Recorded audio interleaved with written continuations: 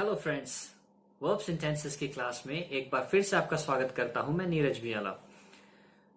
पिछली क्लास में हमने वर्ब्स की फर्दर स्टडी की थी, जो पोजेसिव वर्ब है हैव और एक्शन वर्ब डू के बारे में, और साथ ही साथ हमने पढ़ा था टेंसेस के बारे में, टेंसेस के इंट्रोडक्शन और टेंसेस क्या हैं और कितने टाइप्स है टेंसेस के।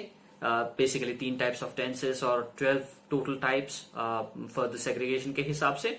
तो इन चीजों के बारे में हमने जस्ट इंट्रोडक्शन पढ़ा था टेंसेस का। आज की क्लास में हम आगे बढ़कर के टेंसेस को फर्दर स्टडी करेंगे, पर इससे पहले एक छोटी सी रिक्वेस्ट। अगर आपको हमारे वीडियोस पसंद आ रहे हैं तो हमारे चैनल को सब्सक्राइब करना और बेल आइकॉन को प्रेस करना ना भूलिए। तो आगे बढ़ते हैं आज की क्लास में और स्टडी करते हैं टेंसेस।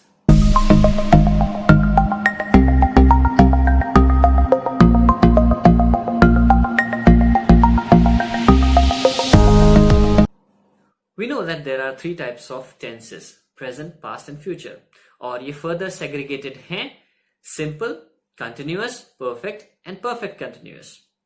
तो आज की क्लास में हम स्टडी करेंगे simple tenses, यानी simple present, simple past and simple future tense। तो चलिए कुछ एग्जाम्पल्स कंसिडर करते हैं।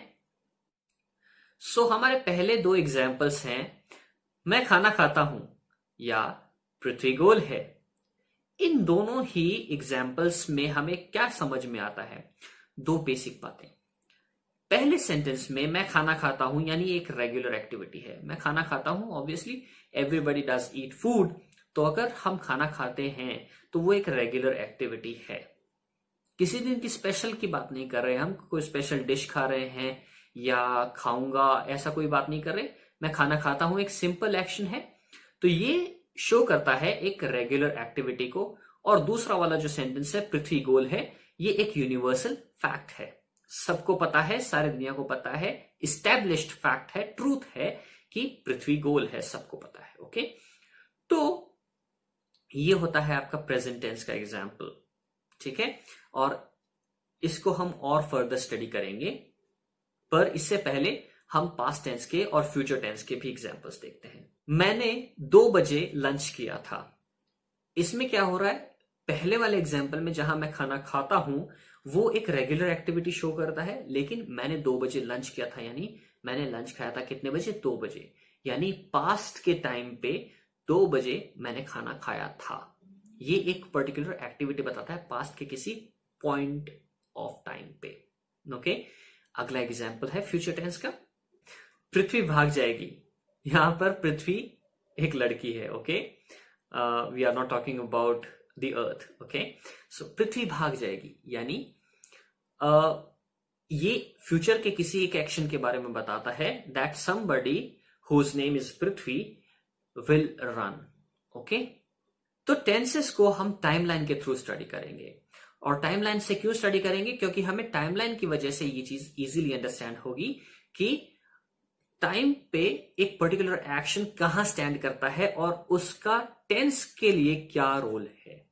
ओके, सो हमारा सबसे पहला एग्जांपल है, टाइमलाइन पर देखिए, ये जो डॉट आप देख रहे हैं ये प्रेजेंट टाइम को इंडिकेट करती है।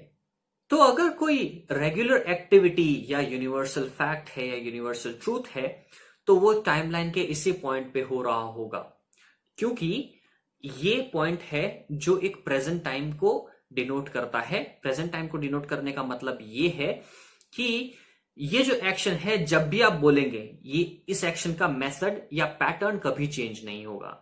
चाहे आप इस वक्त बात कर रहे हो या आगे आने वाले किसी भी टाइम पे इस तरीके से बात कर रहे हो कि मैं खाना खाता हूं या पृथ्वी गोल है, तो ये कभी भी चेंज नहीं होगा। ये टाइमलाइन पे उसी पॉइंट पे इंडिकेट करता रहेगा हमेशा।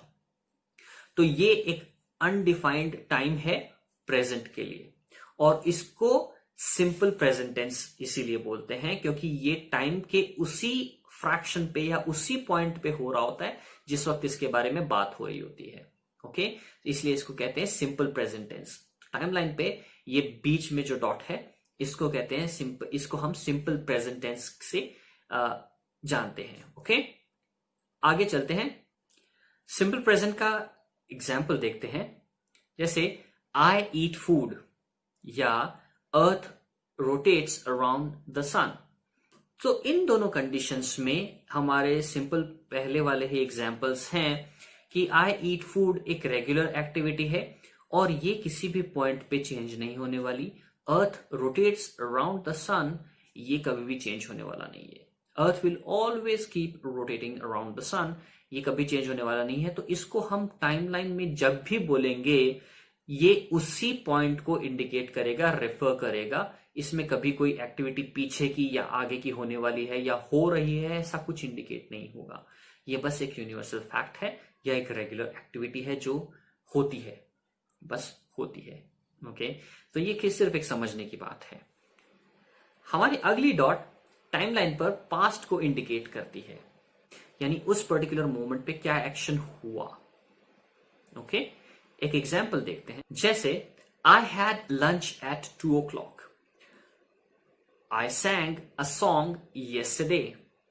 तो इन दोनों की ही एग्जाम्पल्स में जो एक्टिविटी हुई है, या तो लंच खाया है या गाना गाया है, ये दोनों ही एक्टिविटीज एक टाइम फ्रेम में एक पर्टिकुलर पॉइंट पे हुआ है। ठीक है, येस्टरडे या 2 o'clock, ये दोनों ही एक पर्टिकुलर पॉइंट इन टाइम को रिफर करते हैं। सो इस तरीके से ये हमारा सिंपल पास्ट का एग्जाम्पल बन जाता है। सिंपल सेंटेंस है, ना इसके आगे का कुछ बताता है ना इसके पीछे का कुछ बताता है। तो ये बस एक सिंपल पास्ट टेंस बन जाता है जिसमें इसके बाद में क्या हुआ या इसके पहले क्या हुआ की एक्टिविटी का कोई डिस्क्रिप्शन नहीं अवेलेबल होता है।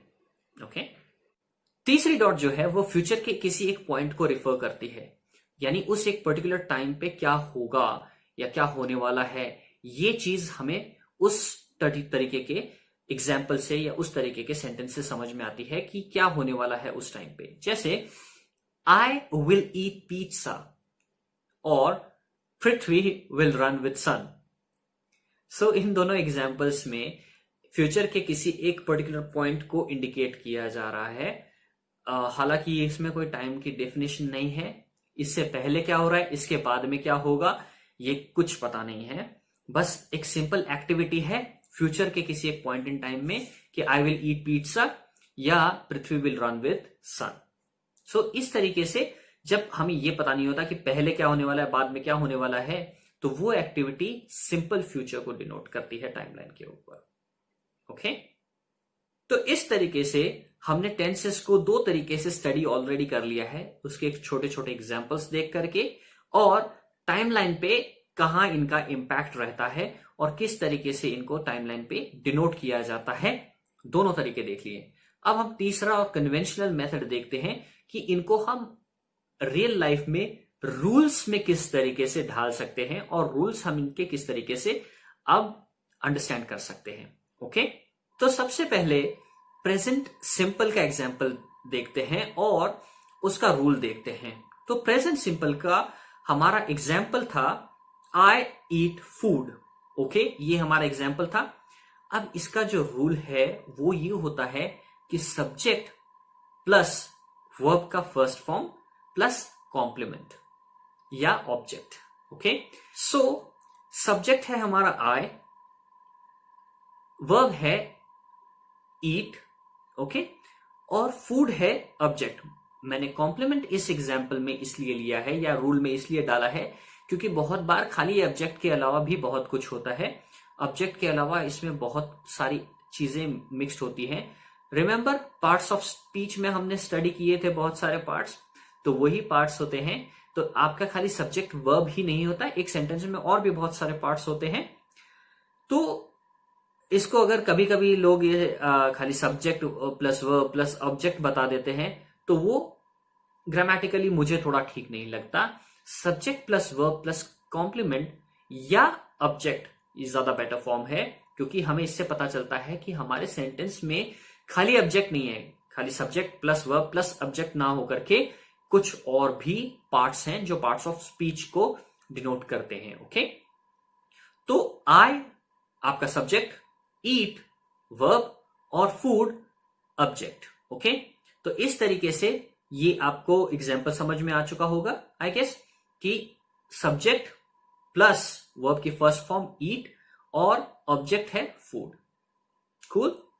सिंपल पास्ट का जो रूल होता है वो होता है सब्जेक्ट प्लस वर्ब की सेकंड फॉर्म प्लस कॉम्प्लीमेंट और ऑब्जेक्ट। ओके, सो सब्जेक्ट आपका again I had lunch at 2 o'clock।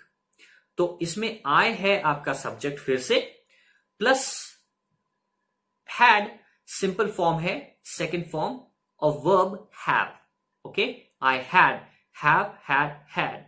Okay, verb की जो फॉर्म होती है हैव की, वो होती है हैव, हैड। तो आई हैड लंच एट 2 o'clock।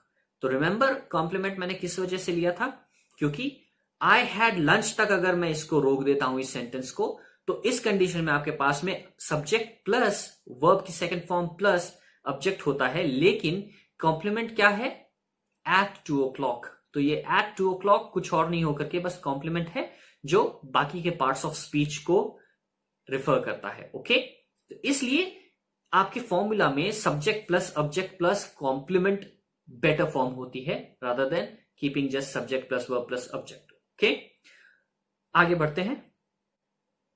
तो फ्यूचर सिंपल का जो रूल होता है वो होता है subject plus will plus verb की फर्स्ट फॉर्म प्लस कॉम्प्लीमेंट और object. Okay, for an example, I will eat pizza.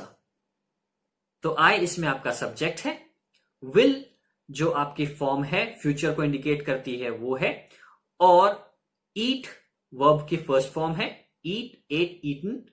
तो वी ईट आपका है वर्ब की first form, I will eat क्या, पिज्जा, यानी ऑब्जेक्ट। ओके,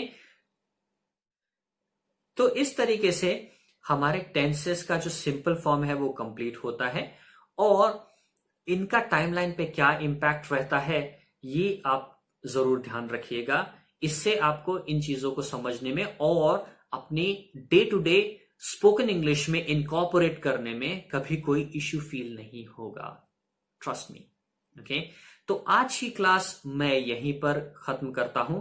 अगली वाली क्लास में हम कंटिन्यूअस टेंस स्टडी करेंगे, और धीरे धीरे आगे आने वाली क्लासेस में हम इसके साथ में बाकी के टेंसेस फॉर्म्स में और इनमें डिफरेंस क्या रहते हैं, जैसे सिंपल अगर मैंने आज पढ़ाया है और अगली क्लास में जब मैं कंटिन्यूअस पढ़ाऊंगा तो उसमें मैं जरूर इनकॉर्पोरेट करने की कोशिश करूंगा कि सिंपल में और कंटिन्यूअस में डिफरेंस क्या है। बेसिकली जो चैलेंज सामने आता है वो होता है परफेक्ट कंटिन्यूअस और कंटिन्यूअस, या परफेक्ट और पास्ट सिंपल, प्रेजेंट परफेक्ट और पास्ट सिंपल के बीच में। तो इन जो बेसिक डिफरेंसेस हैं इनको मैं जरूर क्लैरिफाई करूंगा, don't worry about that. Okay, उम्मीद करता हूं आज का वीडियो आपको पसंद आया होगा, तो इस वीडियो को लाइक करना ना भूलिए। तो बने रहिए मेरे साथ एफपीएस पर इन क्लासेस में, और कमेंट करना ना भूलिए ताकि हमें यह पता चल सके कि आपको इन वीडियोस में क्या पसंद आ रहा है और आप इन वीडियोस में और क्या चेंजेस चाहते हैं, ताकि हम इनको और भी इंटरैक्टिव बना सकें और स्टडी ओरिएंटेड बना सकें। ओके।